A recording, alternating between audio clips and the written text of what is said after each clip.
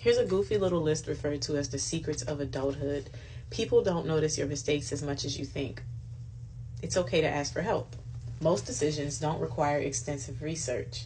Do good, feel good. It's important to be nice to everyone. Bring a sweater.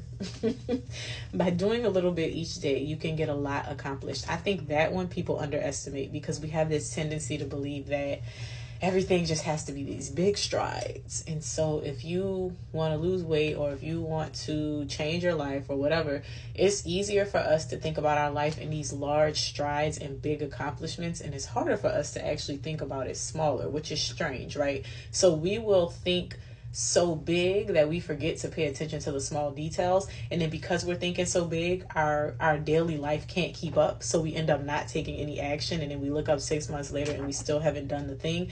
But if instead we think smaller and we focus on, okay, I do want to lose 20 pounds, but how am I going to get there? Let me just walk every day for 30 minutes. Let me just make sure that I drink water, and I'm going to stop drinking the soda.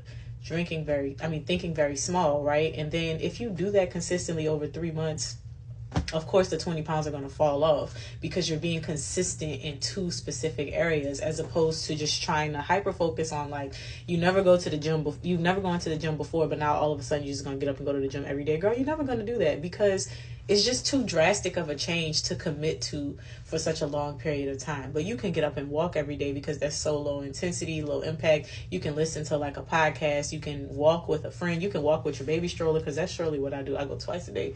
Put that little boy in that stroller. He looks around. That's the only time of day he's quiet, when he's in that stroller and when he's sleeping. But thinking smaller helps you to get to the goal. So doing a little bit each day, you can get a lot accomplished. Soap and water removes most stains. Y'all know how I feel about cleaning products. I'm not buying all that stuff. I have vinegar, and I have baking soda, and I have essential oils. That's it. And some soap, like dish soap. Turning the computer on and off a few times often fixes a glitch. If you can't find something, clean up. That'll do it. You can choose what you do. You can't choose what you like to do. That one's very interesting. Happiness doesn't always make you feel happy, because, right, like, the things that are going to make us the happiest are not always going to feel good. Just like we just talked about with fitness.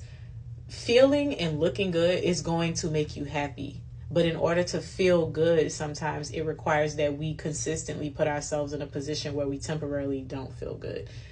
Moving your body doesn't always feel good. Sometimes it feels better to just sit there and do nothing. Doesn't always feel good to choose a bowl of fruit over cupcakes. Doesn't always feel good to take a smoothie for breakfast over like a greasy sandwich with eggs and sausage, right? So I think sometimes happiness does make, like, the things that make you happy, that are hobbies, or things that are just like so blissful, yes, they're going to make you feel happy. But sometimes those things that actually take a little bit of work to get the desired result of happiness, you don't feel good doing them.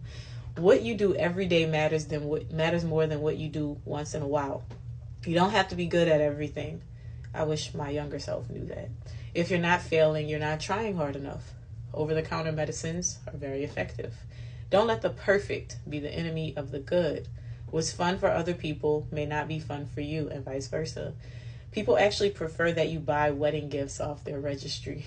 You can't profoundly change your children's natures by nagging them or signing them up for classes. And when we read this in book club, I added your husband too. Like, they're talking about children's, but like also your husband. You can't change his nature by nagging him. The last one is no deposit, no return.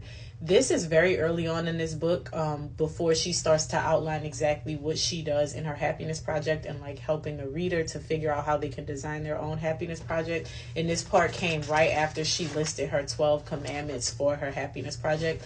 So the name of the book is The Happiness Project. And it is basically this author recounting a 12-month period where she diligently worked toward making herself happier, based on things that were within her control, and based on 11 categories of her life that she wanted to improve, and that she wanted to see herself perform her best in.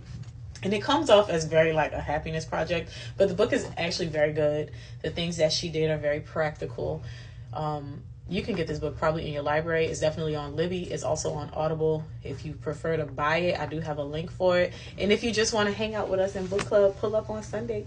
We do book club on Thursdays and Sunday evenings from 9 p.m. until about 10:30, 11 Central Standard Time at night. We get our little read on, we get as much as we can done, and then we go to bed. So if you're interested, or if this intrigued you even in the slightest bit, come see us for book club, friend.